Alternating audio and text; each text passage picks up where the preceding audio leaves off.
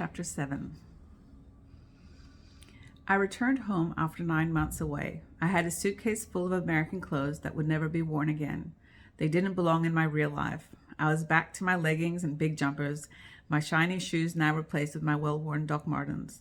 The mood at home had shifted somewhat while I had been away. Things had intensified. Ezra's rage had escalated. His target was Abigail, and she was crumbling under the pressure.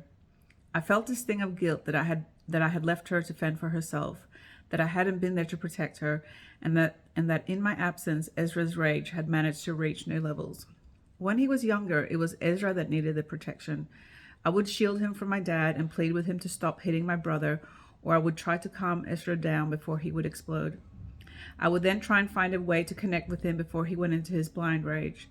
Now that he was becoming a teenager, it was harder to do. Ezra went from being the victim to being the abuser, and Abigail was on the receiving end. She was trapped and had to spend long hours alone at home with Ezra. Unfortunately, she was an easy target. She's all heart. Her emotions are written across her face. She feels so deeply as though she's connected to another source. She's ethereal and approaches the world from a perspective that is foreign to most. And Ezra hated her. The rage in his body that had been bashed in by my raging father was now coming out. Abigail lived in absolute terror of her older brother. Her nerves were shattered, her back hunched, and her eyes pleaded to be understood and to be let out of this hell. My parents seemed oblivious, dismissive in fact. I expected that from my dad, but not my mother. How could my mother not see what was happening and be blind to the pain that my sister was in and fail to protect her? One of the things that my brothers used to love to do was to pin me on the floor and tickle me. Raphael would tackle me from behind without any warning. He loved to shock. Once he had me on the ground, the rest of my brothers would pile on top of me and they would tickle me while I screamed for mercy. I would be laughing too. Laughing was a natural reflex. I couldn't help it, but it wasn't funny. It was like torture. I hated it. I hated having my brother's hands all over my body and having them manically laughing as tears streamed down my face. I begged for help. Not once did my mother step in. Not once did she tell them that it was enough, that they needed to stop and what they were doing was wrong. She would go about her chores as if nothing was happening to her daughter. Being tickled like that was nothing compared to what Abigail was experiencing, but it was similar, and the feelings were familiar to me, being powerless and living in fear. I wasn't really able to do anything for Abigail. My life was busy reconnecting with my friends and having lots of interviews for the army. I had already done all of my written exams to see how the Israeli Defense Force could use me for my upcoming 2 years of service. Now that I was back in the country, they kept calling me back for more interviews though. Initially, the interviews were pretty standard, with them asking me about my background, my family, and my weekly activities. As the interviews progressed, though, they started changing tone. The men interviewing me no longer had uniforms that could be identified by what part of the army they were from. They wore civilian clothes. They spoke to me in fluent English, and they wanted to know everything about me. As the interview continued, they asked me how much I was willing to do during my army service. Was I willing to be away from my family for an extended time? Of course. A really extended time? Yes, of course. Would I be willing to be away from Israel for over a year, possibly longer? Would I be willing to extend my army service for more than the regular 2 years? Yes, I was happy to do it all. I was in all the way. And then they asked the biggie, would I be willing to take a life for my country? Would I be willing to kill? Both indirectly to be involved in someone's death, but also directly kill someone. Was I willing to do that? Whoa, kill? Me kill someone? That was big. It stopped me in my tracks. It was never said, but I knew that I was being prepped for the Mossad. Where could I find the answer to me killing someone for my country? My immediate thought was referring back to the Bible. The Bible was full of killing. God used killing all the time to fulfill a higher purpose. Yes, I would kill. I would kill for my country. But more than that, I would kill for God. I heard myself say yes. Almost surprised myself at how calm I sounded. The man in front of me seemed pleased. He had his answer. There were only a few more weeks before I was joining the army, and I tried to make up for it by spending as much time as I could with my friends. I had long chats with John. Our conversations took on a new dimension. John must have known that he was the only person I really listened to at the time, because he made a point of showing his concern for me. He talked to me about some of the things that I would face in the next 2 years, and I told him about the interviews. I had been instructed that they were top secret. Only my parents could know.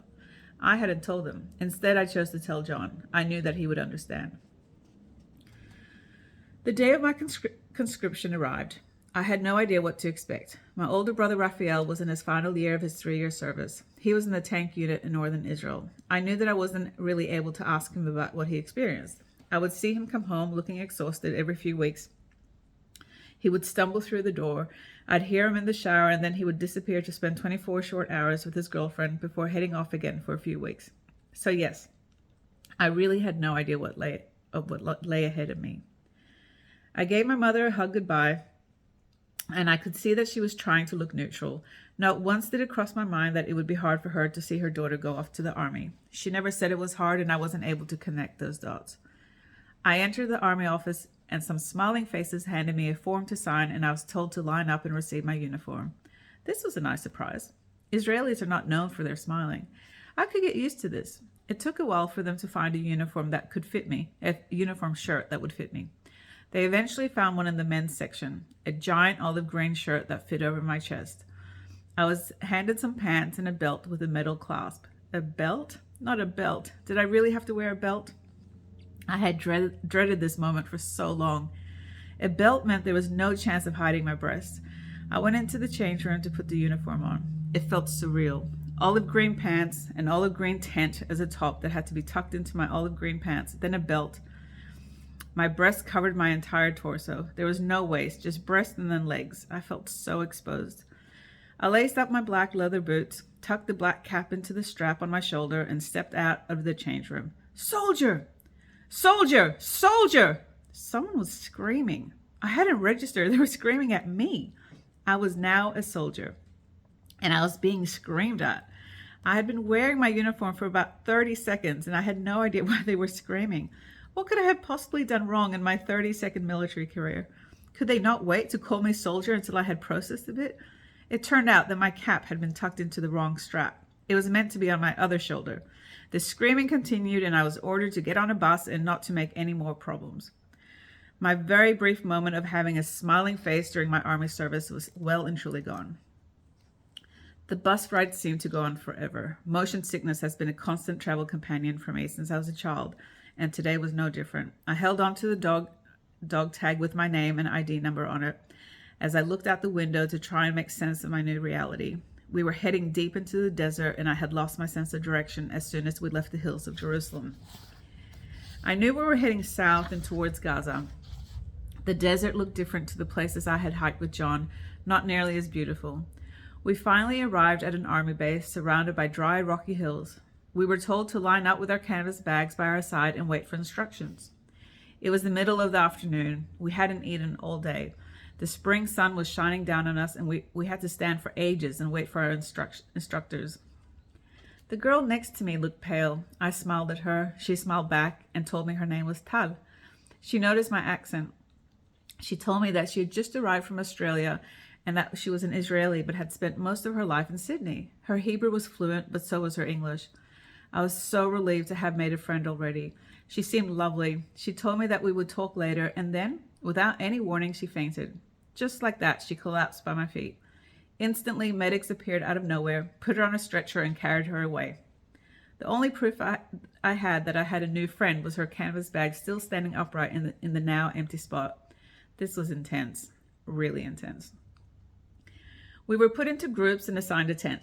Each tent had 8 beds. During the day, the sides of the tents were rolled up. Gray woolen blankets were perfectly folded on the base of each olive green mattress. We were assigned a bed and told to line up. We were finally going to be allowed to eat. A couple of girls in my tent were giggling as we lined up, so now we had to be punished. All of us, not just the 2 rule breakers. Our instructor yelled at us to run to the post a few hundred meters away 3 times. We would then have to line up again and see if we were ready for lunch.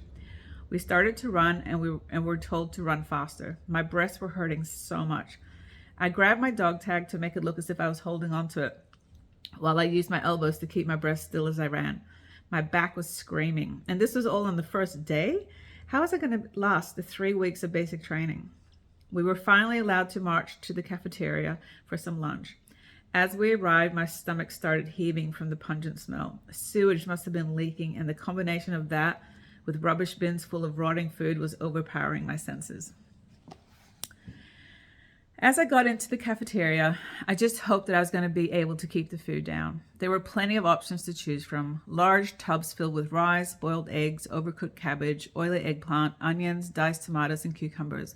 It didn't look appealing, but it was food, and there was lots of it. I filled my plate and found a place to sit. This was going to be a long 3 weeks.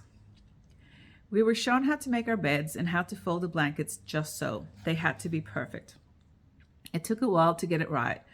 We were then shown how to polish our boots and how to fold our uniform at night so that it would look right the next morning.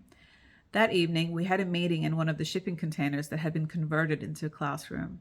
With the sun now gone from the horizon, the desert was freezing. I was thankful for the thick Army-issued jacket, but didn't really keep the cold out. I shook as I sat there in the classroom, trying to pay attention to the officer who was talking to us. I was finding it really hard to follow. My Hebrew was good enough socially, but to get what I wanted at the shops and to answer questions that came up in my day-to-day travels. I could read, I could write, but this was different. The young officer in front of me was talking at a pace I wasn't used to, with words and concepts that were totally foreign to me. I was exhausted. I just wanted to sleep. Despite going to bed wearing my new Army jacket, I was shaking from the cold all night. My body ached from the running we had done earlier in the day. My muscles tensed from the cold. There was no way I could get warm. I felt through my bag and put on every item of clothing I could find. My civilian clothes that seemed like I hadn't worn in a lifetime came back on. So did the extra pair of leggings I had packed. I wore everything in that bag, and I was still shivering under my woolen blanket. We were told to get out of bed at 4:30 a.m., and there was no time to ease into the day. After making sure our uniform was on properly and our beds were made to perfection, we had to line up. I was so relieved to see Tal again. She was still pale, but she smiled at me, and we got yelled at for our morning's transgressions. Even the smallest mistake was held against us. Our day was filled with running for punishment, running for exercise, eating the exact same food as the day before, more lessons that I didn't understand, and more running. My back was raging with pain. I could feel it all the way down to my feet. I had been yelled at for holding my dog tag while running, but I kept doing it. It was literally the only way I could run without collapsing. They must have understood because I seemed to get away with it. After a few days of this, we were told to line up, and we were issued with a machine gun. This became the focus in between the running sessions and the classes. We were told how to take the Uzi apart, how to clean it, how to carry it in public, and how to store it safely. We were timed when assembling it back together after it being cleaned. We had to be able to do it as a reflex. Initially, it felt so clumsy. But as the days passed, we got quicker. We now had to have the Uzi strapped to our back the whole day. This meant that we were now not just running with a water bottle attached to our belt, but we also had the Uzi banging against our back as we ran. I cried from the pain as I lay in bed at night, still so cold, but now sleeping from sheer exhaustion. There was a communal shower about 200 meters from my tent, but there was no way that I would even consider going in there. I had a peek as I walked past one day, and there were no curtain and absolutely no privacy. The thought of having to expose my body to anyone was too much to even consider. No matter how dirty I was, my mother had given me some wet wipes to pack, and at night I cleaned my face, neck, and hands. I had to use so many to get rid of the sand, and even then it seemed to never fully come off. I was filthy, sweaty, and my body was literally battered. I could feel the bruises growing from where the Uzi was banging against my body. We had expected to be let home on the first Friday. It was fairly common for girls to be let home for the Sabbath, but we were not so lucky. A couple of the girls in my tent had attitude issues and did not want to conform to the system. The fact that the rest of us got punished for their behavior didn't seem to bother them in the slightest. Our one compensation was that we were given a phone token and allowed to make a phone call home. I called John. The following week was much of the same. Early mornings, long days, freezing nights, a bruised and aching body, me not understanding the lessons, bitchy girls, crying girls. Tal was a breath of fresh air, and I was so grateful to have little moments with her when I could. In the middle of the second week, I was called to the officers' quarters. What could I possibly have done wrong? I had tried so hard, and I thought I was doing everything right. Was it the fact that I hadn't showered? Did they know? Had something happened at home? I was told to sit down, and I was given a cup of sweet tea. They explained to me that a Swedish newspaper had wanted to write a story about women serving in the Israeli army. When they asked for permission to do the story, they had been shocked at finding out that there was a Swedish girl serving there right now. They had asked to meet with me. They wanted to do a story. After some initial security checks, they had been given the clearance, and I was told that I would meet with them the next day and spend half a day being interviewed. I would have an officer with me the whole time, making sure that I only said approved things. I was only allowed to speak in English so that the officer would understand everything that was said between us, and I was to make the Israeli army look good. That's not what I had expected. Swedish journalist? Sweden seemed like a very, very distant memory. I still wrote letters to Mormor and Morfar, and I still called Johanna once a year on my birthday. Other than that, Sweden had stopped existing for me. And now there was going to be a story about me in the Swedish paper? How strange. I smiled as I pictured Mormor and Morfar reading about me as they drank their coffee and ate their cheese and bread for breakfast. I knew that there was very little chance that Yuya would see the article, but hoped that somehow someone would show it to her. The next day was so different from the rest. Once I finished my early morning chores, I was taken to a new part of the base. This was the main part where both male and female soldiers worked. It was the first time I was in my uniform with men around me. I felt so exposed and awkward. With my shirt tucked in and my army-issued jumper stretched to its limits over my chest, my cheeks burnt with shame. I just had to switch off and pretend I didn't care. I had so many long looks and heads turning. I could hear guys muttering to their friends, "Is Svedit," which translates to "what is Swede," which is another way of calling someone a slut. I had to laugh at the irony that I actually was Swedish, but no, I wasn't a slut. I just had massive breasts, and trust me, if I could, I would happily chop them off right there and then. The journalists were typical jovial Swedes who seemed rather impressed with their discovery of me. They were so excited to talk to me and ask me all about my new existence. I was hardly an expert on the Israel Defense Force. I had 9 days to reflect back on and make profound insights about the army, but they didn't seem to care. I was an 18-year-old Swedish girl with an Uzi strapped to her back. This was a good story. I was taken around the base and asked to pose, pretending to shoot the Uzi. I had to look serious. I had to smile. I had to look as if the future of the Israeli nation depended on me. My main concern was that it wasn't too obvious that I hadn't showered in over a week. It was a fun day for me, and it was wonderful to be treated with kindness and interest. I returned to my tent only to be yelled at for taking too long. I was back. Nothing had changed. My 15 minutes of fame were well and truly over. On the following Friday, we were finally allowed to go home. A bus took us to Jerusalem, and from there we had to make our own way home. I was beyond exhausted. I could hardly think straight. I needed to catch 3 buses in order to get home from where they had dropped us off. It was Friday afternoon, the busiest time in Jerusalem, as everyone frantically gets ready before everything shuts down for the Sabbath. I really didn't know if I would make it to the bus on time before they stopped running. I could hardly stand up. Once I finally got to our apartment, I had 4 flights of stairs to climb, and it really felt impossible. I had never felt this level of exhaustion before. I was totally broken. I stumbled through the door and collapsed on the floor. For the first time, I was relieved to be home. It was late Friday afternoon, and I had to return to the base early Sunday morning. Mormor and Morfar had come for a visit, and I was desperate to spend time with them, but all I could do was stumble into bed. I slept for almost the whole time I was home, and nothing felt as good as that first hot shower I had. My body was hurting so much, but the hot water felt divine. I tried to look at the bruises on my body, and I rubbed some ointment on them, hoping that it would help them heal faster. It didn't really matter. Never before in my life had I been so happy to be home. My last week on base felt much easier. I knew what to expect. I had recharged my strength at home. It was only 6 days that I had to survive. I could do that. 6 days. Oh, and then there was the 2 years after that as well. But 6 days of basic training, I could make it. On our last day of basic training, there was a buzz in the air. We were all going to find out where we would end up serving our 2 years. We had unexpected free time where we just sat around and had nothing to do except wait. So different compared to the past 3 weeks of nonstop action. Girls were crying from happiness, crying from disappointment, crying from anticipation, crying from having to say goodbye to new friends. It was a very charged atmosphere. It was finally my turn to be called into the shipping container that was now an army office. The friendly man in front of me explained that my case was a bit unusual. They had only recently received my file.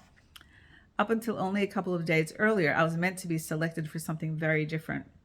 My file had ended up with him because my final security clearance hadn't passed. I had too many Arab and Palestinian friends, Apparently, I was too much of a threat to the state of Israel. Fair enough, I thought. With names like Ramsey and Tarek on my long list of friends and acquaintances, as well as sitting next to the nephew of one of the top PLO leaders in school, their judgment was valid. I knew I wasn't a threat, but I could see how they might think so. And now that I had a bit of time to think about it, I couldn't kill anyone. No way. Well, what had I been thinking? A surge of relief went through me, and I smiled to think that my friendship with Ramsey and Tarek might have saved me from a very different outcome. The man in front of me explained that I was chosen to go into the Israeli Air Force instead. He hoped that I wasn't disappointed. Disappointed? The Air Force was the ultimate. Their blue and beige uniforms were so much nicer. The Air Force soldiers all seemed to have this smugness about themselves that I now got to be part of. Only the best went to the Air Force, and I was one of them now.